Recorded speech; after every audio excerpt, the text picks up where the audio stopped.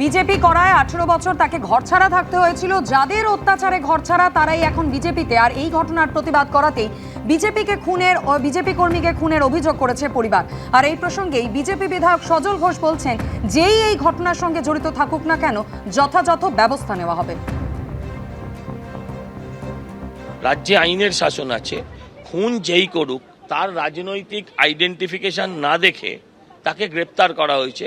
সে যে গ্রেপ্তার হয়েছে সে বিজেপির একজন শুধু সদস্য নয়, সে একজন নির্বাচিতও বটে, জনপ্রতিনিধিও বটে, কিন্তু তাকেও রেয়াত করা হয়নি। অপরাধ করলে জেলে যেতে হবে, এটাই যথেষ্ট। বারুইপুরে বিজেপি কর্মী খুনে গ্রেফতার বিজেপি কর্মী। পুলিশের জালে মূল অভিযুক্ত সুজন মণ্ডল সহ 4 জন। গতকাল রাতে গ্রেফতার সুজন মণ্ডল, কৃষ্ণা মণ্ডল, কনক মণ্ডল এবং অনিল নাইয়া। বিজেপি কর্মী খুনের পর থেকে উধাও ছিলেন পঞ্চায়েত সদস্য সুজন মণ্ডল। বারুইপুরে বিজেপি কর্মীকে খুনের ঘটনা, আর সেই খুনের ঘটনায় গ্রেফতার হলেন বিজেপি কর্মী। পুলিশের জালে মূল অভিযুক্ত সুজন মণ্ডল সহ 4 জন। আর এই মুহূর্তে সরাসরি চলে যাব আমাদের প্রতিনিধি হিন্দল দের কাছে। হিন্দল, 4 জনের বিরুদ্ধে কি অভিযোগ, তদন্ত এখন কোন পর্যায়ে?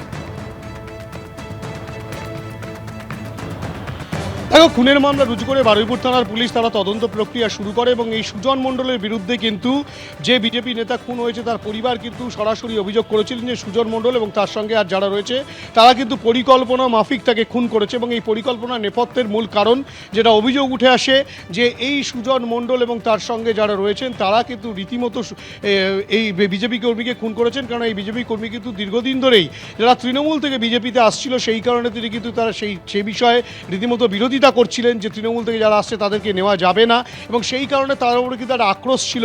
এর আগেও তাকে বিভিন্ন রকমভাবে হুমকি দেওয়া হয় এবং পরবর্তী ক্ষেত্রে এই খুনের ঘটনা ঘটে। গোটা ঘটনায় এই সুজন মণ্ডলকে যেমন গ্রেপ্তার করা হয়েছে, তার পাশাপাশি কৃষ্ণা মণ্ডল, কনক মণ্ডল, অনিল নাইয়া এই 3 জনকেও গ্রেপ্তার করা হয়েছে। মোট এই 4 জনকে গ্রেপ্তার করে এই ঘটনার সঙ্গে আর কারা কারা রয়েছে সেই বিষয়টা তদন্তকারীরা যেমন খতিয়ে দেখছেন। তার পাশাপাশি শুধুই কি এই তৃণমূল থেকে বিজেপি আসার কারণে তিনি প্রতিবাদ করেছিলেন সেই কারণে খুন, নাকি ব্যক্তিগত কোনো আক্রোশ ছিল, নাকি এই দলের অন্দরেই কোনো একটা পুঞ্জীভূত ক্ষোভ ছিল যেই কারণে এই খুনের ঘটনা, সেই বিষয়টা কিন্তু তদন্ত করে দেখছেন বারুইপুরের তদন্তকারী দলের সদস্যরা। তারা কিন্তু এদেরকে জিজ্ঞাসাবাদ করবেন, এদেরকে নিজেদের পুলিশি হেফাজতে নেওয়ার জন্য আবেদন জানিয়ে তারা কিছুক্ষণ বাদেই বারুইপুর আদালতে এই 4 জনকে পাঠাবে, তেমনটাই পুলিশ সূত্রে খবর। হিন্দল, তুমি আমাদের সঙ্গে থাকো। বারুইপুরে নিহত বিজেপি কর্মীর স্ত্রী কি অভিযোগ তুলছেন দেখুন। সুজন ছিল, টিঙ্কা ছিল, আর ওনাকে ও ভিজিবি করতো বলে তিনি ছিল, ওকে মেরেছে। ওরা সুজন ছিল, সুজন তৃণমূলের সুজন ছিল, তৃণমূলের লোক, ও শিবরা দল নেছে। এই নিয়ে একটু রাগারাগি হতো। আমাদের মামার বর বলে যে আমরা ওর জন্য আমরা ঘর ছাড়া হয়েছি, কেন তুই ওর নিচ্ছিস? ওরা এই তৃণমূলের লোকেরা কি এখন সব বিজেপিতে এসেছিল? হ্যাঁ হ্যাঁ, ও যে সুজন আছে তোর সঙ্গে যুক্ত, ও সুজনের টাকা ওদের অবাধ দিয়েছিল, ওই অনেক টাকা, 1.5 লাখ টাকা। ওর বলেছিল তুই টাকা নিবো, বল আমি একটা টাকা নেবো না, একটা টাকা নেবো না। এর জন্যই কি খুন হতো?